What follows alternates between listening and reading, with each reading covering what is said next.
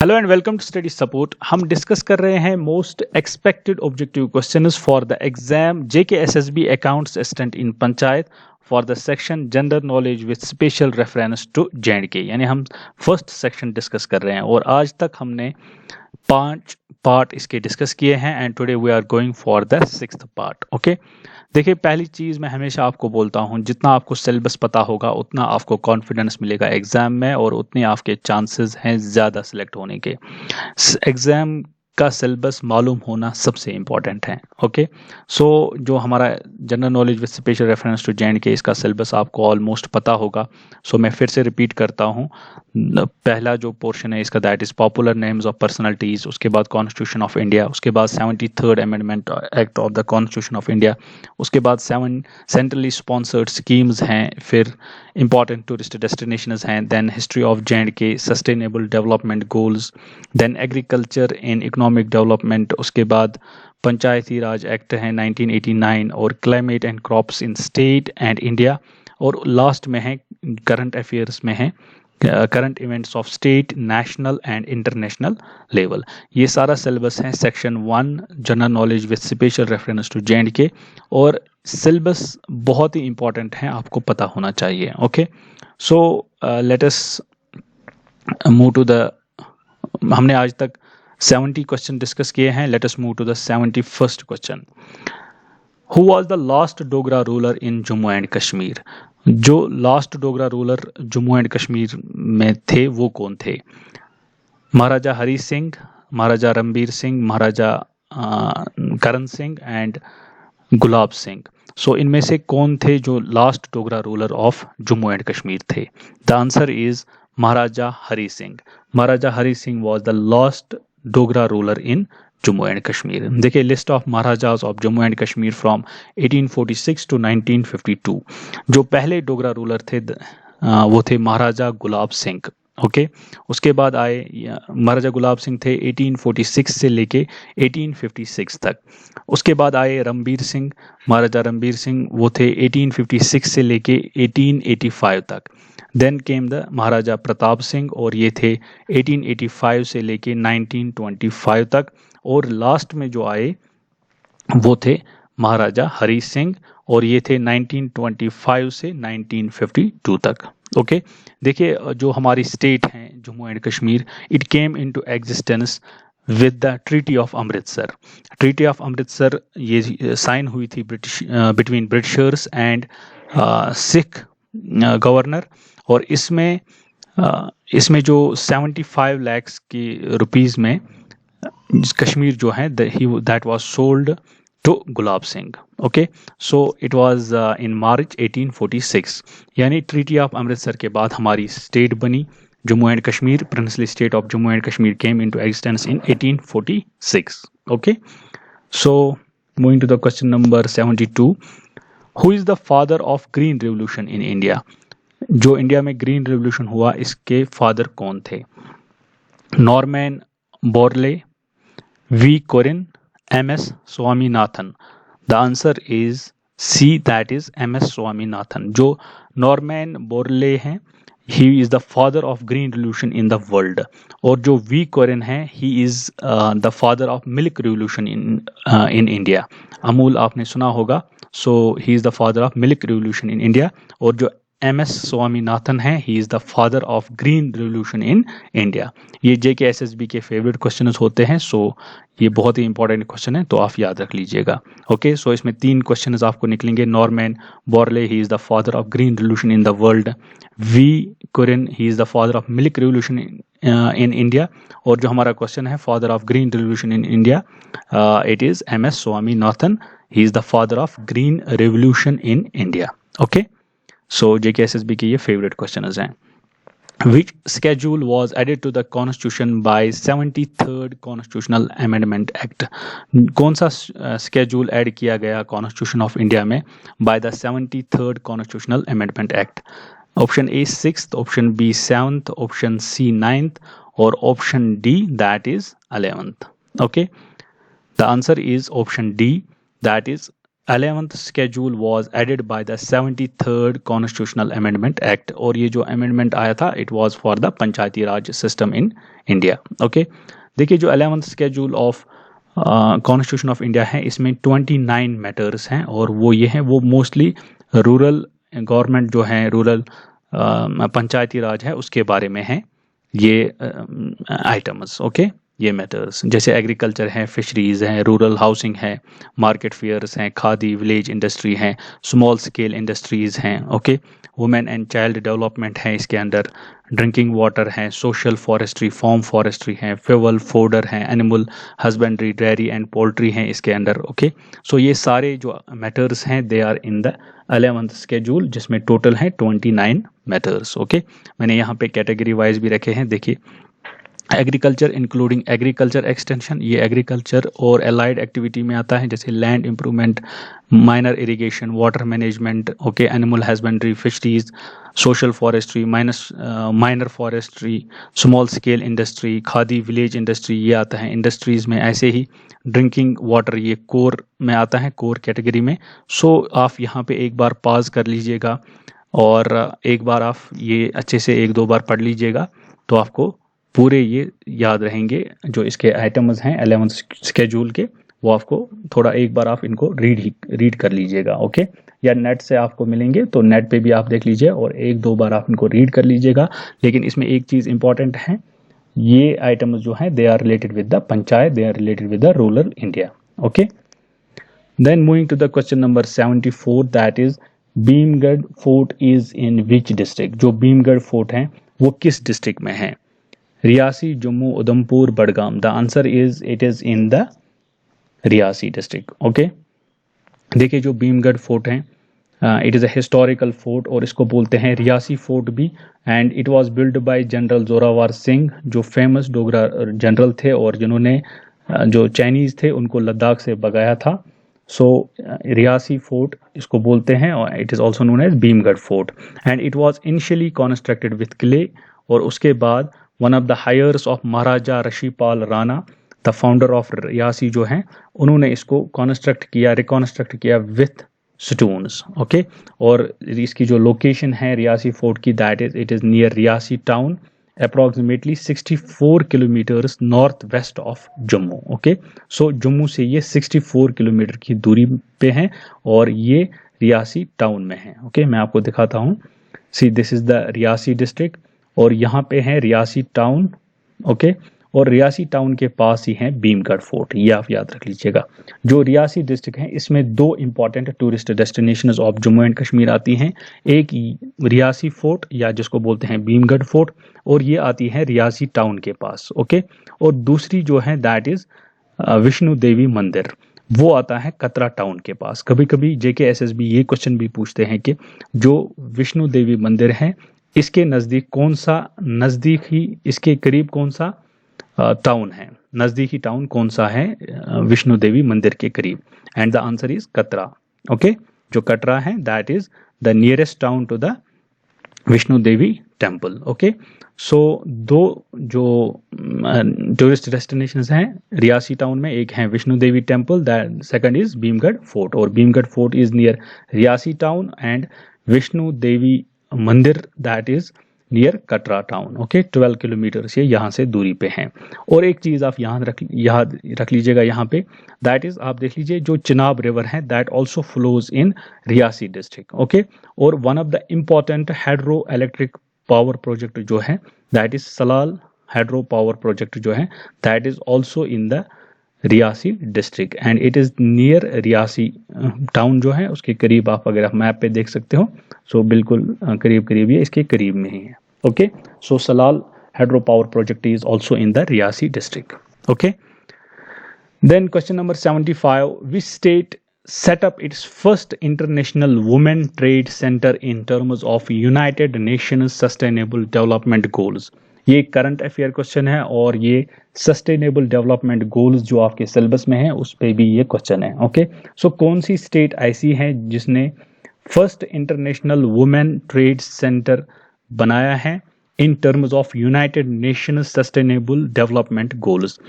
Option A UP, Gujarat, Kerala, Delhi. The answer is It is Kerala. Okay. See, Kerala set up the first international women trade center in terms of United Nations Sustainable Development Goals, और ये first of its kind है in India में. Okay. और जो ये women trade centre हैं, it enable women entrepreneurs to participate in international trade, enhance competitiveness and enjoy greater economic benefits. Okay. Or it also dedicate space to women to promote art and cultural forms such as music, dance and theater for women. Okay. और ये जो international women trade centre है, it was established under the green park initiative of Kerala. और ये जो green park initiative है, it was established in 2013 by the state government of Kerala, and it focuses on gender equality and empowerment in the state. Okay. So अगर आपको sustainable development goals में एक गोल आपको याद होगा, that is gender equality. Okay, so Kerala became the first state to set up first international women trade center in terms of United Nations Sustainable Development Goals. Okay. Then question number 76. Who among the following won a Rajiv Gandhi Khel Ratna Award for the year 2020? इनमें से किसने Rajiv Gandhi Khel Ratna award जो है वो जीता है for the year 2020? Virat Kohli, Rohit Sharma, MS Dhoni या इनमें से कोई नहीं. Okay. The answer is B, that is Rohit Sharma. Okay. देखिए, जो गवर्नमेंट ऑफ इंडिया है, they announced the national sports award 2020 on 22 August, और इस साल 5 नाम आए फॉर राजीव गांधी खेल रत्ना अवार्ड, और it is the highest civilian award. Okay. Highest supporting award जो है, that is Rajiv Gandhi Khel Ratna award, और इस साल 5 लोगों को दिया गया है. पहला दैट इज श्री रोहित शर्मा, और इनको दिया गया है क्रिकेट में. उसके बाद श्री मारीपन थंगवाल, ये तमिलनाडु के हैं, थोड़ा डिफरेंट होता है इनका नाम लेना. सो इनको पैरा एथलेटिक्स में दिया गया है. देन मिस मनिका बत्रा, इनको टेबल टेनिस में. देन मिस विनाश फोगाट, इनको रेसलिंग में. और मिस रानी रामपाल, इनको हॉकी में. ओके. ये 5 नाम आप एक बार लिख लीजिएगा, क्योंकि जो राजीव गांधी खेल रत्ना अवार्ड है, it is the highest sporting honour given to sports person, और ये आपको याद रखना है क्योंकि क्वेश्चन इसमें आ सकता है किसी के नाम पे भी. ओके. देखिए, जो खेल अवार्ड्स हैं, जो सपोर्ट्स अवार्ड्स हैं, उनमें से कौन कौन सा अवार्ड दिया जाता है मैं आपको आज बताऊं, ताकि आपको अच्छी अंडरस्टैंडिंग हो जाए और कोई भी क्वेश्चन आप इजीली फिर कर सकते हो इस पे. ओके. देखिए, पहला जो सबसे पहला हाईएस्ट सपोर्टिंग ऑनर जो है, that is Rajiv Gandhi Khel Ratna award. Okay.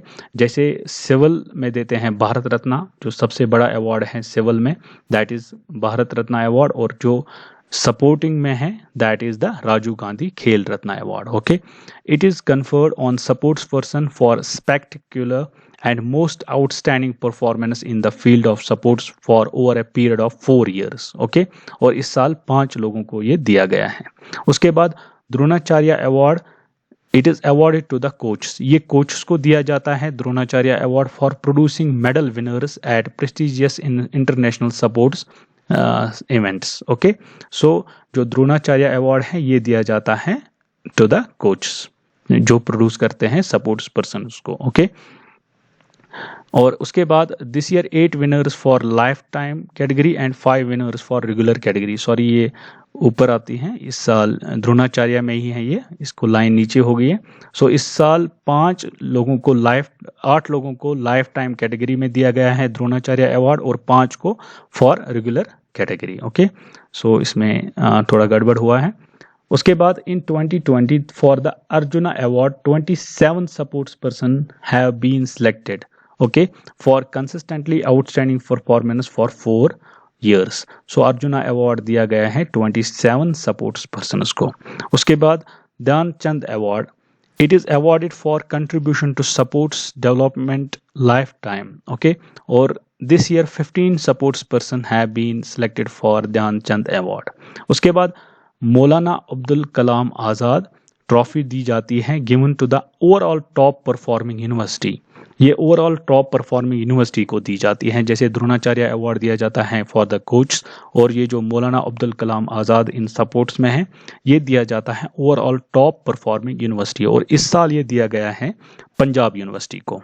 Okay, उसके बाद राष्ट्रीय खेल प्रोत्साहन पुरस्कार ये दिया जाता है award to the corporate entities both in public private and public sector, और ये दिया also this is also given to the individuals who have played a clear और visible role within the area of sports promotion and development. ठीक है, या तो ये corporates को दिया जाता है बोथ पब्लिक एंड प्राइवेट, और या ये इंडिविजुअल्स को भी दिया जाता है जिन्होंने सपोर्ट्स प्रमोशन और डेवलपमेंट में एक अच्छा रोल प्ले किया होता है। ओके, लेकिन जो सबसे हाईएस्ट सपोर्टिंग ऑनर है दैट इज राजीव गांधी खेल रत्न अवार्ड। ओके, और इस साल ये 5 लोगों को दिया गया है, ये ज़रूरी है, आपको ये याद होने चाहिए इस साल के, क्योंकि क्वेश्चन इसमें भी आ सकता है। Okay, then moving to the question number 77, that is, due to which of the following factors does Pune receive much lesser rainfall as compared to Mumbai? इनमें से कौन सा ऐसा रीजन है कि जो पुणे है वहां पे कम रेनफॉल होती है as compare to Mumbai? Okay, the option A, it is located on the leeward side of western Ghats. ये जो पुणे है it is located on leeward side में है ये वेस्टर्न घाट्स के, और दूसरा है it is located on windward side of western Ghats. Option C continentality, option D distance from the sea. Okay, so इनमें से कौन सा ऑप्शन है कि जिसकी वजह से जो पुणे में है उसमें कम रेनफॉल होती है as compare to Mumbai? The answer is A, that is it is located on the leeward side of western Ghats. Okay, मैं आपको दिखाता हूँ। सी, ये एक माउंटेन है। ओके, आप माउंटेन या हिल हैं, आप वेस्टर्न घाट्स भी एक हिल है। सो आप ऐसे ही मैं आपको ये समझाता हूँ, इसके 2 साइड्स होते हैं हिल के, एक होता है विंडवर्ड साइड, दूसरा होता है लीवर्ड साइड। और विंडवर्ड साइड से क्या होता है, यहाँ से विंड्स आती हैं, यहाँ से क्लाउड्स आते हैं। ओके, और फिर वो विंड्स ऊपर जब चढ़ती हैं, आपको पता है जितना ही हम ऊपर जाते हैं उतना कूलिंग होती है, और उसकी वजह से कंडेंसेशन होती है। ओके, और फिर जो विंडवर्ड साइड से है यहाँ से रेनफॉल हो जाता है। ओके, और फिर उसके बाद लीवर्ड साइड से ये नीचे डिसेंडिंग ईयर होता है। ओके, और जब ये नीचे आता है यहाँ से फिर रेनफॉल नहीं होता है। ओके, सो जो पुणे है that is on the leeward side of the western ghats, that is why it receives much less rainfall as compared to Mumbai. Mumbai is on the windward side of western ghats. Okay, तो थोड़ा सा मैंने आपको information दिया है इसके बारे में, विंडवर्ड साइड और लीवर्ड साइड के बारे में, ये ज्योग्राफी में पढ़ाया जाता है। ओके, क्लाइमेट ऑफ ज्योग्राफी का टॉपिक है। Then moving to the 78 question, which of the following is a kharif crop? इनमें से कौन सा है खरीफ क्रॉप? और ये JKSSB में पूछा गया है। The option A groundnut, option B wheat, option C barley, option D peas. The answer is groundnut is the kharif crop. Okay, देखिए 3 टाइप के क्रॉप्स हैं इंडिया में, एक है खरीफ क्रॉप, दूसरा है रबी क्रॉप, और तीसरा है जायद क्रॉप। ओके, जो खरीफ क्रॉप हैं ये जो है ये सो किए जाते हैं रेनी सीजन में, यानी ये जुलाई में सो किए जाते हैं और फिर अक्टूबर नवंबर में इनको हार्वेस्ट किया जाता है। ओके, सो खरीफ क्रॉप आप याद रख लीजिएगा, दीज आर द क्रॉप्स, इनको समर और मूनसूनल क्रॉप्स भी बोलते हैं। जो ही मूनसून आता है, रेनी सीजन स्टार्ट होता है तो खरीफ क्रॉप्स सो किए जाते हैं और फिर अक्टूबर नवंबर में इनको हार्वेस्ट किया जाता है। ओके, कुछ इंपॉर्टेंट खरीफ क्रॉप्स है बाजरा, जावर, मेज, millet, rice, soybean, cotton, green gram that is moong, groundnut, ये कुछ हैं इंपॉर्टेंट खरीफ क्रॉप्स। आप भी 10 खरीफ क्रॉप्स के नाम लिख लीजिएगा एक बार। ओके, और आप याद रख लीजिए खरीफ क्रॉप्स ये हम सो करते हैं रेनी सीजन में, यानी जुलाई में ये हम सो करते हैं। ठीक है, और उसके बाद हार्वेस्ट इनको करते हैं अक्टूबर नवंबर में। ओके, और इम्पॉर्टेंट 10 आप एक बार अपने पास लिख लीजिएगा।